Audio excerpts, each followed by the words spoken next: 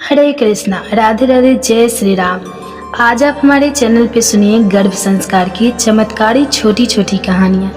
आज आप रामायण की कुछ अलौकिक कथा सीता जी के गर्भ की कहानी सुनेंगे। रामायण का बात है और प्रसंग आता है तो उसमें कोई माता सीता को कैसे भूल सकता है। और माता सीता के जीवन के चरित्र का वर्णन करना कोई भी व्यक्ति के लिए असंभव है। माता सीता का जन्म धरती से होता है और वह धरती में ही समा जाती है। और माता सीता के जीवन की अगर बात की जाए तो अमोघ क्षणों को बात करके सबसे ज्यादा समय उसका दुख, पीड़ा, यातना में ही प्रसार होता है। और वीरे तो समझो कि जैसे उसने अपने भाग्य में लिखा के ही आए। ऐसा लगता है माता सीता के जैसी सहन शक्ति की मौजूदगी मूर्ति आज दिन तक कोई स्त्री नहीं और होगी भी नहीं। उसमें भी जब उसकी गर्भावस्था की बात आती है तो हर एक की आंख में आंसू आ जाते। ऐसी उसकी गर्भावस्था थी। जैसे पीड़ा, जैसा जैसा माता सीता ने अपनी गर्भावस्था में ऐसा दुख, पीड़ा, यातना आज दिन तक कोई भी नहीं कर पाया। तो यहाँ पर हम माता सीता से अपनी गर्भावस्था में हर एक दिन कैसे गुजारती थी उसका पूर्ण वर्णन करेंगे।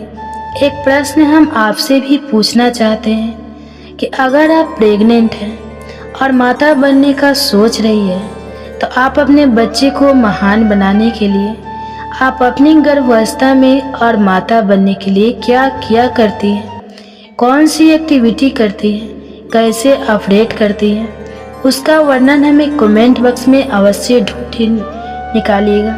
माता सीता का वर्णन मेरे लिए तो एक प्रयास है, परंतु एक छोटी सी कोशिश अवश्य करूंगी जिससे अगर कोई एक गर्भवती माता उससे तो मेरा प्रयास सफल हो जाए। जिसका धरती से हुआ है, जिसका परिवरिश राजकुमारी के जैसे उसको मान सम्मान मिला। भगवान और सर्वगुण संपन्न ऐसे राम जिसके पति रघुवंश, जिसका खून है उसकी सूक्त वर्णन ही क्या करना। फिर भी जब भगवान जैसे भगवान राम को जब घर छोड़कर वनवास जाना पड़ता है तब माता सीता बिना संकोच अपना पति धर्म हंसते हंसते निभाती है और वह कांटेदार रास्ते को पसंद करती है। 40 वर्ष के वनवास की संघर्ष यात्रा को 14 वर्ष की वनवास यात्रा को पार करने के बाद भी समाज के डर के कारण सहन शक्ति की मूर्ति को अग्नि परीक्षा को पास करना पड़ता है, जिसमें वह निःशब्द होकर अग्नि परीक्षा को पार करती है। यहाँ पर उसको दुख, यातना, पीड़ा और कष्ट कम नहीं होता है। थोड़े समय के बाद माता सीता गर्भवती होती है। फिर भी हम उन लोगों की बात अपने के बाद राजा राम, परिवार और समाज के द्वारा उसको त्याग किया जाता है। गर्भावस्था के दौरान माता सीता को वैसे ही छोड़ दिया जाता है। यह बात सुन के हमारी आंखों में भी आंसू आ जाते हैं और यह सुन के कोई भी व्यक्ति का हृदय कांप उठता है। शायद ऐसा दुख कोई भी स्त्री को सहन नहीं करना पड़ता है। यहाँ पर ज्यादातर गर्भवती स्त्री का खास ध्यान रखा जाता है और गर्भवती माता के खान पान से लेकर उसकी पूरी दिनचर्या का खास ध्यान रखा जाता है। परंतु जब माता सीता गर्भवती होती है तो उसका ध्यान रखने के लिए उसके पास कोई माता पिता इस वजह से नहीं तो उसके पास अपना पति यह कैसा है जिसमें माता सीता के पास सब कुछ होने के बावजूद भी कुछ भी पास नहीं है। ऐसी उसकी गर्भावस्था निराधार पसार होती है। फिर भी वह तटस्थ मन के साथ, क्षमता के साथ अपनी पूरी व्यवस्था सीमित केवल अपने शिशु को महान बनाने के लिए, अपने शिशु को घर पर जान देने के लिए माता सीता वन में भटकती हुई ऋषि वाल्मीकि के आश्रम में पहुंचते हैं और वह रहने के लिए पनाह मांगती है। ऋषि वाल्मीकि माता सीता को रहने के लिए पनाह देते हैं। इतनी सारी पीड़ा, यातना, दुख और विरक्त होने के बावजूद भी माता सीता गर्भ में पल रहे छोटे से फूल के लिए तटस्थ मन के साथ बनी रहेगी। गर्भ में पल रहे शिशु का ध्यान रखती है। एक बार माता सीता झाल दुख विरह में जल होती है। तब ऋषि वाल्मीकि माता सीता को समझाते हैं कि जो अगर आपने ऐसे ही अवतरित यात्रा में आपके दिन प्रसार किए तो इसकी सीधा असर गर्भ में पल रहे शिशु पर होगी और वह भी उतना ही दुख और पीड़ा का अनुभव करेंगे जैसे आप करते हो।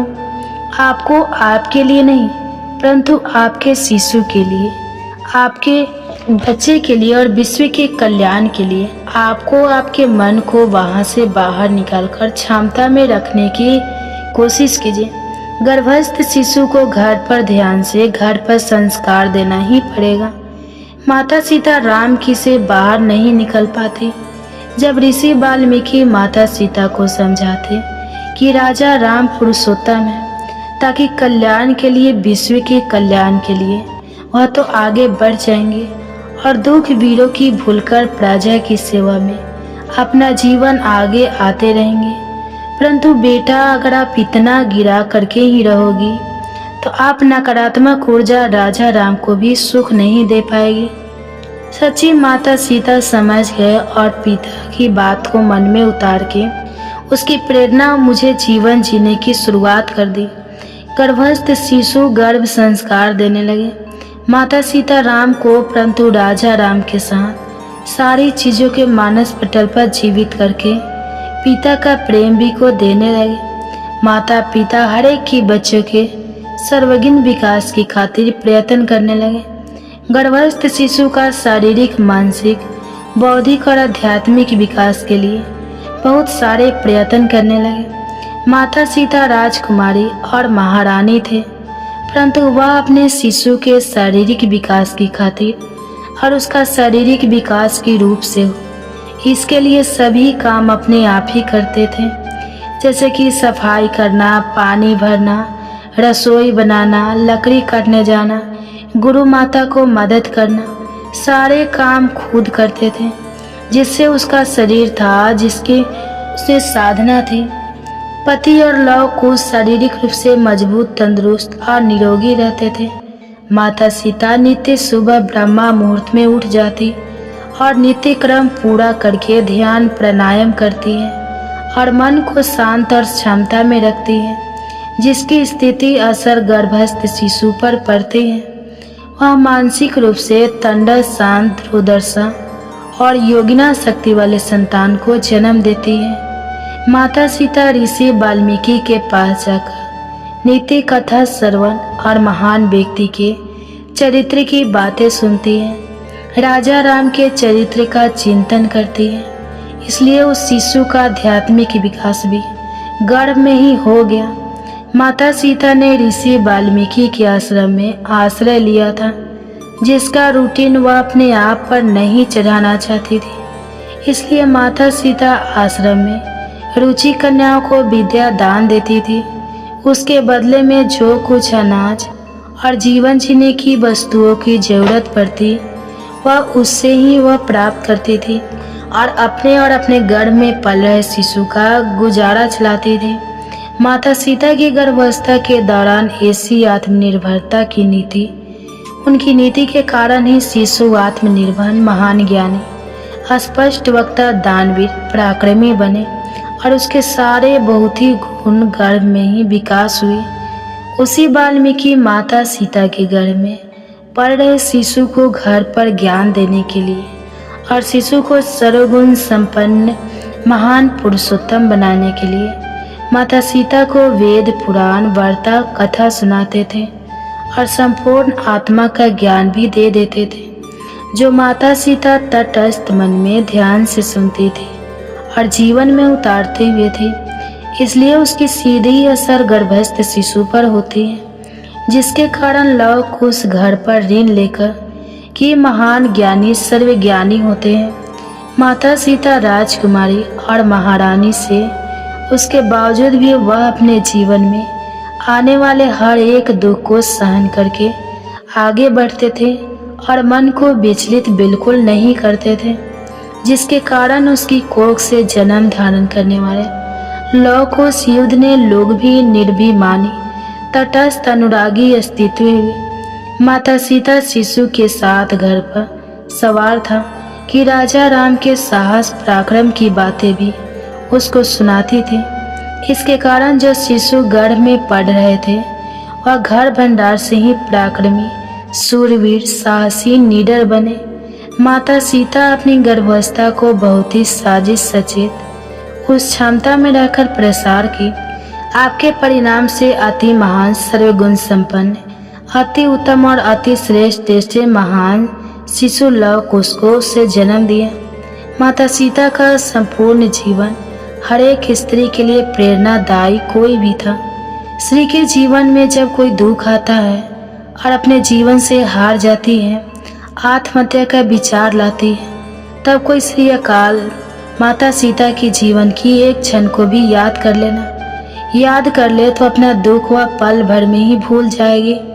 ऐसा उसका जीवन था। ऐसी महान नारियों को अगर संतान रत्न से भी लगाया जाए तो बहुत कम है। शिशु को महान बनाने के लिए माता सीता पूर्ण गर्भ संस्कार इसलिए दिया।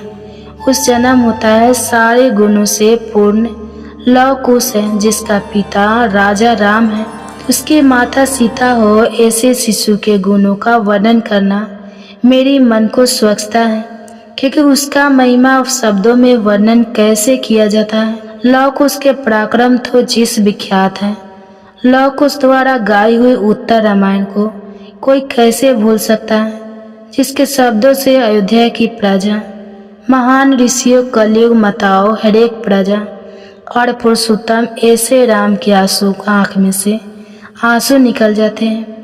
ऐसे शब्दों के साथ धरती को भी हिलाने वाले बच्चे तभी जन्म धारण कर सकते हैं जब उसकी माता में संपूर्ण सामर्थ्य हो। गर्भ संस्कार से घर पर ध्यान देने की क्षमता और ममता, दुख और विरह को जीने की शक्ति हो।